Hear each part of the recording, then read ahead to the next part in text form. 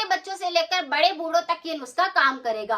अगर आपको बहुत ज्यादा सर्दी जुकाम लगता है, खांसी लगती है, बदलते मौसम के साथ ये संक्रमण हो रहा है, तो एक छोटा सा उपाय करिए।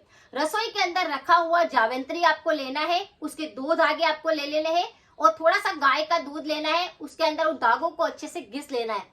जब ये मिश्रण तैयार हो जाए तो इसको आपको भूखे पेट सुबह सुबह आपको 1 चम्मच भरकर खा लेना है। इसे खाने से क्या होगा कि आपके गले के संक्रमण नहीं होंगे, गले संबंधित कोई इन्फेक्शन नहीं होएगा, आपको सर्दी जुकाम बार बार होता है तो वह नहीं लगेगा और ये नुस्खा बच्चों से लेकर बूढ़ों तक काम आएगा। तो ये जावित्री रखी हुई आपकी रसोई की बहुत सारी बीमारियों को सही करती है। लेकिन अगर आपको सर्दी जुकाम लगा है, खराश आ रही है, गला खराब है, तो इस उपाय को कर सकते हैं।